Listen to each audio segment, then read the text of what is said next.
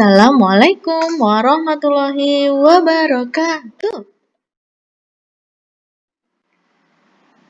Selamat pagi anak-anak semuanya.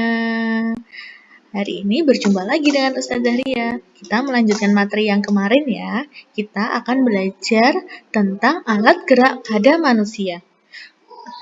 Alat gerak kemarin kita bedakan menjadi dua. Ada yang masih ingat apa saja? Ya, alat gerak pasif dan alat gerak aktif. Kita bahas satu persatu ya. Alat gerak pasif pada manusia adalah tulang. Tulang disebut sebagai alat gerak pasif karena tulang tidak dapat bergerak dengan sendirinya. Agar dapat bergerak, maka memerlukan bantuan alat gerak aktif yang dapat mempengaruhi tulang untuk bergerak. Tulang itu berfungsi sebagai alat gerak pasif, menopang dan memberi bentuk tubuh, tempat melekatnya otot, dan yang terakhir melindungi organ dalam seperti otak, paru-paru, dan jantung. Nah, berikut adalah tulang-tulang yang menyusun tubuh pada manusia. Kita mulai dari atas ya. Ada tulang tengkorak, kemudian tulang rahang bawah, kemudian ada tulang leher. Nah, di sini ada tulang selangka dan tulang belikat. Kemudian ada tulang dada yang untuk melindungi jantung, paru-paru.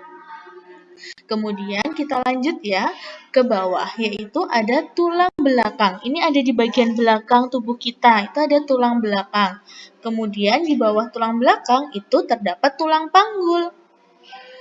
Kemudian kita lanjut lagi ke bawah, ada tulang paha, tulang tempurung lutut, tulang kering, dan tulang betis. Kalau tulang kering itu yang terletaknya di bagian depan ya. Kalau tulang betis itu yang di bagian belakang. Kemudian ada tulang pergelangan kaki. Terus itu bisa ada juga tulang jari kaki. Nah, kemudian kita lanjut ke bagian tangan. Di tangan kita terdapat tulang lengan atas, ada juga tulang pengupil dan tulang hasta. Apa ya bedanya tulang pengupil dan tulang hasta?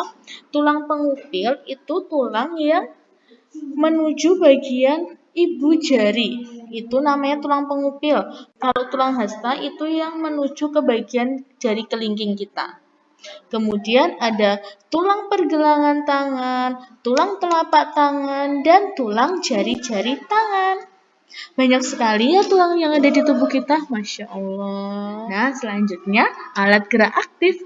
Alat gerak aktif pada manusia yaitu otot. Otot disebut sebagai alat gerak aktif karena otot dapat menggerakkan tulang sehingga manusia bisa bergerak. Otot berfungsi sebagai alat gerak aktif. Yang kedua, menjalankan dan melaksanakan kerja seperti berjalan, berlari, mengangkat, memegang. Kemudian yang ketiga, mempertahankan postur tubuh. Dan yang terakhir adalah untuk menjaga suhu tubuh.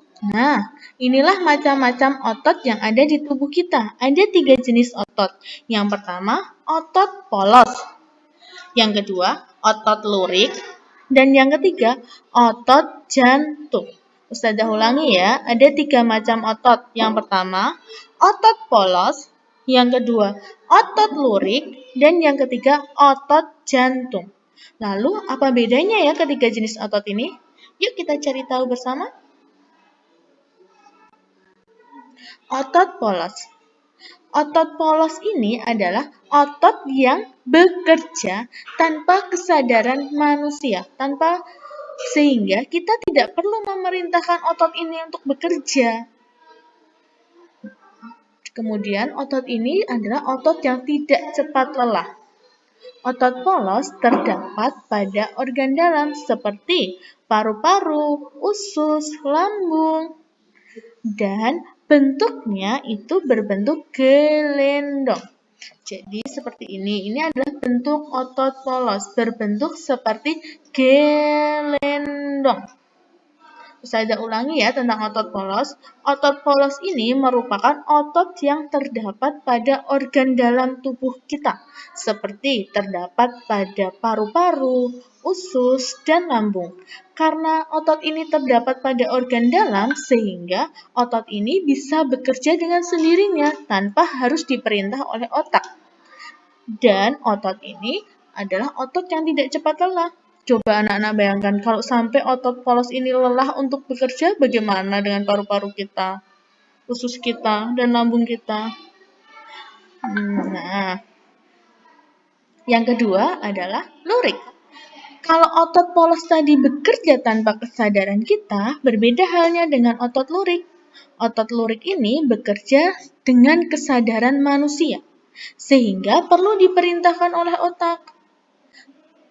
Dan sifat selanjutnya yaitu cepat lelah. Otot ini terdapat pada organ gerak seperti di tangan dan di kaki. Bentuknya berbentuk silinder atau silindris. Nah, Ustazah ulangi ya. Otot lurik ini terdapat di organ gerak kita seperti di tangan dan di kaki. Anak-anak bisa bayangkan ya, ketika kita ingin memegang sesuatu, itu adalah dengan kesadaran kita, sehingga otot lurik ini bekerja dengan kesadaran manusia dan perlu diperintah oleh otak.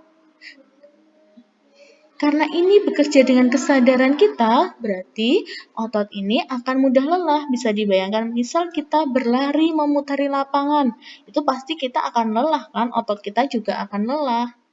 Yang terakhir yaitu otot jantung.